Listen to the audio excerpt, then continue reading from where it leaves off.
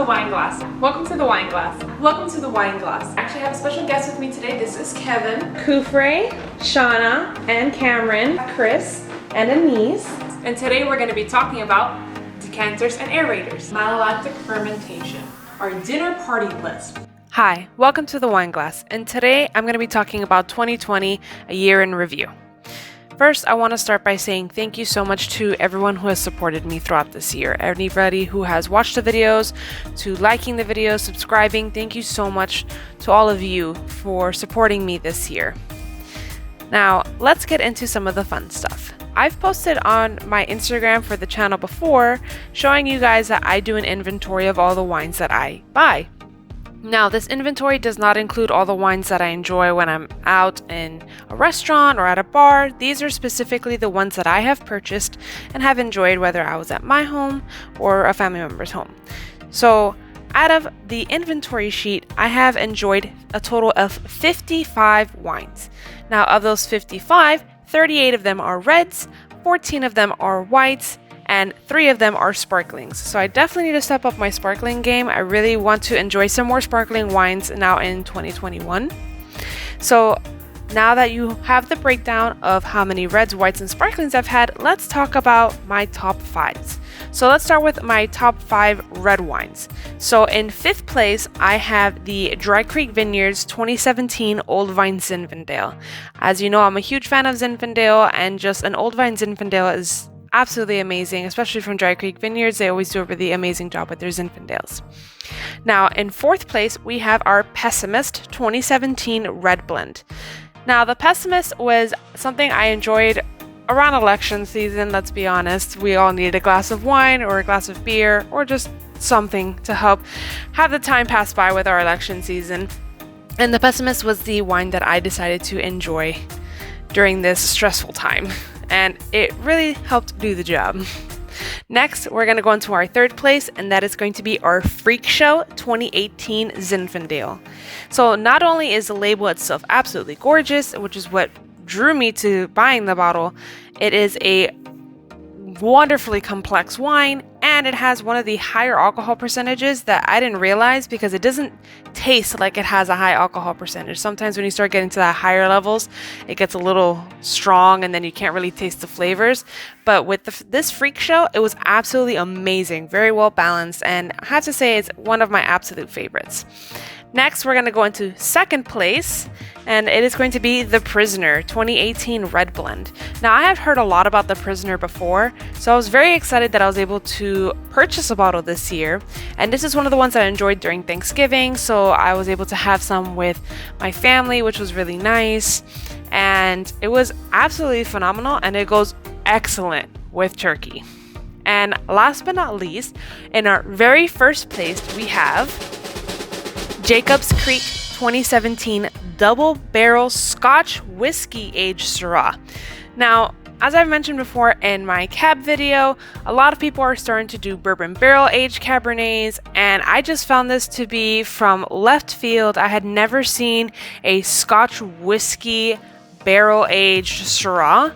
And I love Shiraz, and I think it's an absolutely amazing wine. So I thought it was really interesting that they decided to use a Shiraz, and instead of just doing bourbon, they decided to do a Scotch whiskey. So it was absolutely amazing, threw me in for a loop, and it was one of those impulse buys that I ended up really, really loving. So now we have our reds, let's go into our whites. Now in 5th place for our white wines, I have Oyster Bay 2019 Sauvignon Blanc. Now, Oyster Bay was one of those Sauvignon Blancs that I sold at work, and that's where I got to try it initially, and I actually really, really liked it. I thought it was very good. It's from New Zealand, and in my opinion, you can't really go wrong with Sauvignon Blanc from New Zealand. They always do a fantastic job. Now let's go into our 4th place. Our 4th place is going to be Payoff 2018 Sauvignon Blanc. Now, this was another one of those impulse buys that I had, and I went to Publix and they had it on sale, and I really wasn't interested in buying wine at the moment because I had just finished buying wine, but I saw it was on sale and I thought the label's interesting, why not? And it ended up being one of my favorite white wines that I enjoyed this year. Now let's go into number 3, and that is going to be our Chateau Saint Michelle 2017 Gewürztraminer. Now, if you like Rieslings, you're gonna like Gewürztraminers. So I love Rieslings. I really love the sweet and the off-dry. So not super sweet, not super acidic. They're always really good. And Chateau Ste. Michelle always has a very good Riesling. But when I got to try their Gewürztraminer, I have to say has become one of my favorites from Chateau Ste. Michelle. So I'm really excited to have it on my list this year. Now let's move into our second place. And for second place, we have Liquid Light 2018 Sauvignon Blanc. Now, Liquid Light was another one of those wines that I got to try at work, and I actually really loved it. Now, Liquid Light is a little bit hard to find, so thanks to ABC Wine and Spirits, I've been able to continue enjoying Liquid Light. So I'm super happy about that, and it's an amazing Sauvignon Blanc, so if you really want to try one, definitely check out Liquid Light. Now, for our first place white wine for the year, we have Beauty and Chaos 2018 Pinot Grigio. Now I'm realizing right now a lot of my wine purchases are a little bit of an impulse buy. I was at Target and I saw the label and it was just absolutely gorgeous. To me, one of the biggest things that draw me in is the label. So I don't know all of the wonderful wines in the world, so sometimes I do go based off the label. If it catches my attention, I read into it and I see if it's something that I really want to enjoy.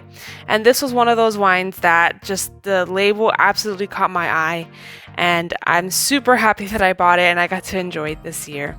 This was a great one that I got to enjoy by the poolside during the summer as well, so it was a very nice wine to relax with.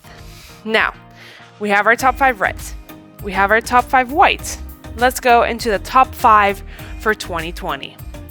Now, to start off this list, at 5th place, we have Payoff 2018 Sauvignon Blanc.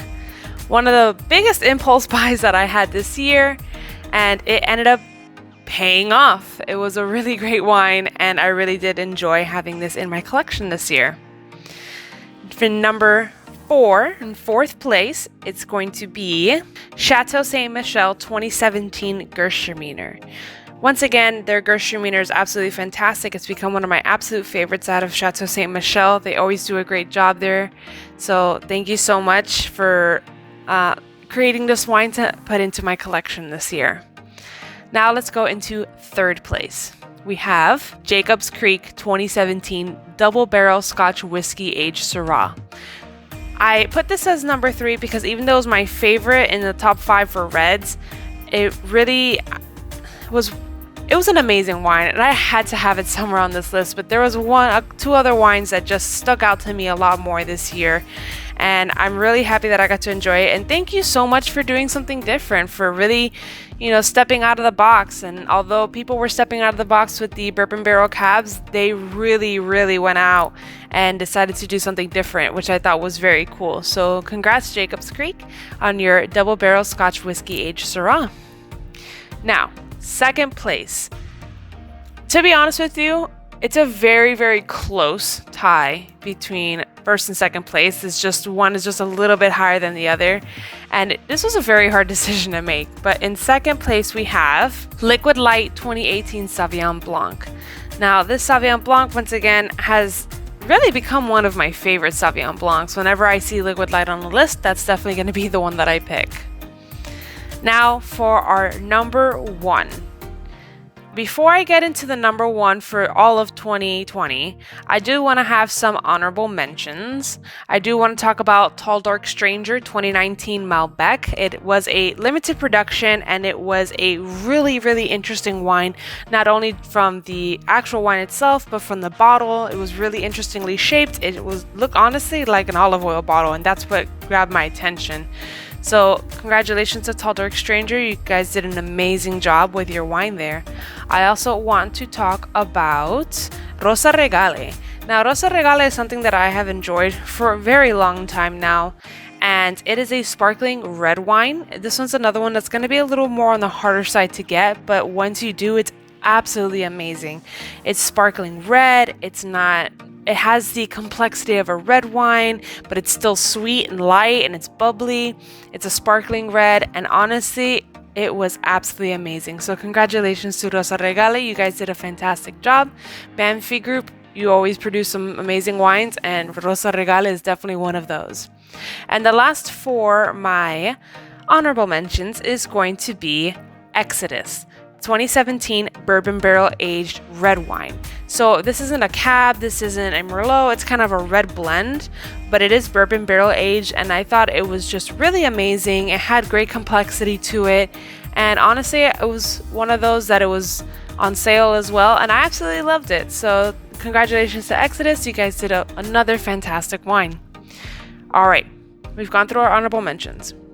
We've gone through number 2, 3, 4, and 5. It is time to talk about the number 1 wine of 2020. Before I tell you what it is, I just want to talk about it real quick. This wine really came out of left field for me. It was absolutely fantastic. It is a Zinfandel. It's one of my favorites, and it has to be the Freak Show 2018 Zinfandel. From the label to the surprising lack of overpoweredness from the alcohol content to just the complexity of the wine, it is such an overall amazing wine. And congratulations to Freak Show. Thank you so much to all of the winemakers. I know this year has been very rough for everyone, especially in areas where huge fires have devastated the area, especially with Australia and the West Coast. It's been very hard to, keep your head up with all the fires that have been happening, the destruction to the vineyards, but I'm so excited to try everything you guys make. So thank you so much to all of the winemakers, to the wineries, the vineyards, to the vintners, the people who harvest. Thank you so much to every single person in the industry who make a mark on our world. So thank you so much. So now that we've gone over the top wines for this year, my favorite wines that I've enjoyed, I just want to talk about the Instagram real quick. So thank you so much to all the 119 people who've been following, and I want to go over some of my favorite photos. Now, mind you, I'm not really much of a photographer, I'm not really much of a photo editor, so I do my best with these pictures that I do take. So I hope you guys do enjoy these photos. One of my favorite photos is going to be the one for the pessimist. I really like the way that the background came out, that it's blurred in black and white, and then the color of the label is still intact. I just really like how that photo came out. It is one of my absolute favorites. Another photo that I do really like is going to be the Rosa Regale. I just really like how the flames came out in the background, and then you still can see the label very well, so I thought that photo came out really cool. Some of the other 2 favorites that I have are going to be the Beauty and Chaos labels, both for the red blend and for the Pinot Grigio. I just really like the clouds in the background. I like how rich the colors in the label came out. I just think it looks really cool. And one of my absolute favorite places to take photos is, you'll see a couple photos in front of a chandelier, and I just think it came out really great with the Côtes de Rose and with the En Route Pinot Noir. I just think those 2 bottles in front of the chandelier came out so nice. You can see the color of the Pinot Noir in the bottle, and it just looks so beautiful. I think out of all the chandelier photos, those 2 are going to be my top favorites. Lastly, one of my absolute favorites has to be the beach photo with liquid light.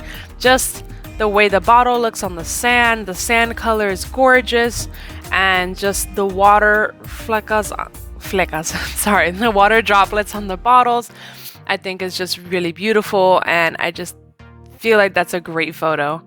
So once again, if you guys want to check out the Instagram, I post photos about wine. I post photos on Sundays whenever I upload a video.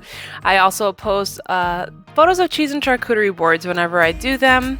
So if you definitely want to check it out, I'm going to go ahead and leave the Instagram handle on the screen again. It is the_wine_glass official. If you want to check it out, I would really appreciate it. And I'd love to hear from you guys. Please, I'd love to hear some suggestions. If there's anything you guys want me to cover, if you have any questions, definitely message me. I'd love to be able to interact with you guys more. So if there's anything that you would like for me to cover, if there's anything you're confused about, if you just want to talk about wine in general, please message me on the Instagram. I would love to interact and talk with you guys more. Thank you so much to everyone who has been watching the channel, who's been there since the creation of this channel. Once again, I know this year has been a bit of a crazy year, but I really appreciate all the support that you guys have given me, whether it's from subscribing, watching, liking, commenting. I cannot thank you enough. You, the people watching this, everyone who's been interacting on the videos, everyone who's been interacting on the Instagram. Thank you, thank you, thank you. You guys are what made this channel what it is. So thank you so much for checking out my best of 2020. May this year of 2021 bring us some much needed good stuff. So thank you for watching. I hope you guys liked this video. If you did, please like, comment, and subscribe. And I'll see you all in the next video. Bye!